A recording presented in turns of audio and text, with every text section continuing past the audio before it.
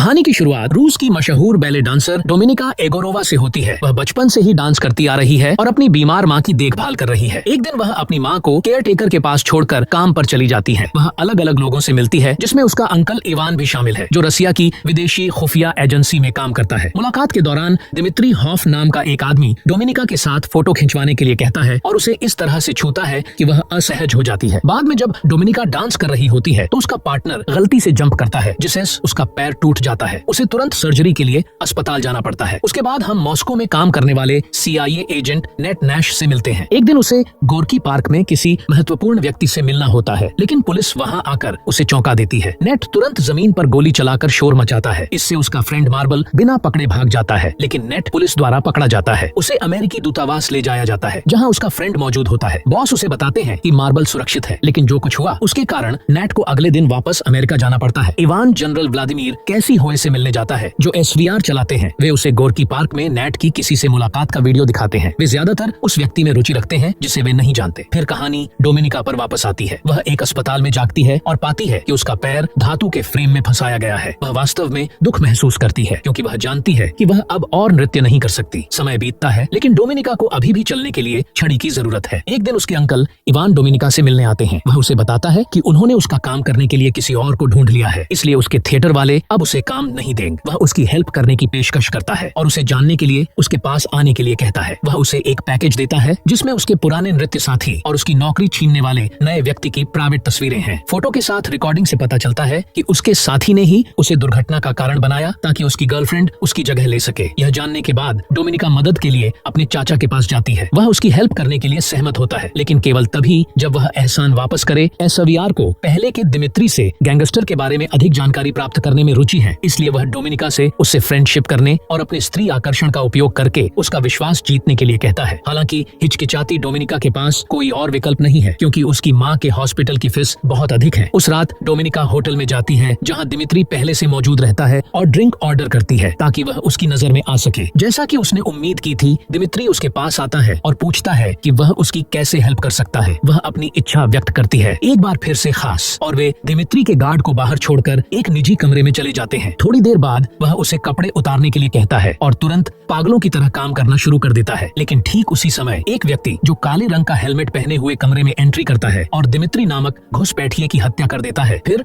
Dominica पर एक coat फेंकता है ताकि उसके खून से लथपथ शरीर को ढक सके, और उसे पिछले दरवाजे से बचा लेता है। वह व्यक्ति कॉन्स्टेंटाइन नामक एक SVR का एजेंट निकलता है, जिसे इवान ने भेजा था। उसके तुरंत बाद इवान डोमिनिका के पास आता है और उसे 2 ऑप्शन देता है, या तो SVR एजेंट बन जाए या दिमित्री की हत्या की गवाही देने के लिए फांसी का सामना करे, जैसा कि अपेक्षित था। वह उनके लिए काम करना चुनती है। इसके बाद डोमिनिका को कठोर स्टेट स्कूल 4 में दाखिला मिल जाता है, जो स्पैरो SVR ऑपरेटिव को प्रशिक्षित करने में माहिर है, जो अपने लक्ष्यों को लुभाने के लिए सेक्सपियोनेज का उपयोग करने में कुशल है। उसके आने पर उसका स्वागत स्पैरो की मुख्य मालकिन मैट्रॉन द्वारा किया जाता है, जो उसे एक नई पहचान देती है और अगले ही दिन उसे क्लास में ले जाती है। मैट्रॉन वर्तमान विश्व अराजकता पर भाषण देती है, जिसमें इस बात पर जोर दिया जाता है कि रूस एकमात्र ऐसा देश है जो इसे ठीक करने के लिए बलिदान देने को तैयार है। वह छात्रों में यह भी घोषणा करती है कि उनके शरीर अब देश के हैं और उन्हें जो भी कार्य सौंपा जाता है उसे पूरा करना उनका कर्तव्य है। अगले दृश्य में नेट की मुलाकात CIA पैनल से होती है, जो रूस में उसकी गलती के लिए उसे निलंबित करने का फैसला करता है। हालांकि नेट का तर्क है कि उसने वर्षों तक मार्बल के साथ काम किया है और किसी और पर भरोसा नहीं किया जा सकता है। उसकी दलील पर अंततः विचार किया जाता है और उसे खुद को साबित करने का दूसरा मौका दिया जाता है। फिर उन्हें मार्बल के साथ कांटेक्ट फिर से स्थापित करने के लिए निकटतम शहर बुडापेस्ट में नियुक्त किया जाता है, लेकिन उन्हें पता नहीं होता कि उनके हर कदम पर SVR द्वारा निगरानी रखी जा रही है। स्कूल 4 की मैट्रॉन स्पैरो को सिखाती है कि कैसे पहचाने कि उनका लक्ष्य क्या चाहता है। वह टीवी पर कई तस्वीरें दिखाती है और उनसे उनकी इच्छाओं को पहचानने के लिए कहती है। पहली तस्वीर का गलत अंसवेर विक्टर नामक एक घमंडी छात्र द्वारा दिया जाता है और डोमिनिका उसका सही अंसवेर देती है। दूसरी छात्रा सही अनुमान लगा लेती है और उसे क्लास के सामने बुलाया जाता है ताकि एक लड़के को खुश किया जा सके। लड़की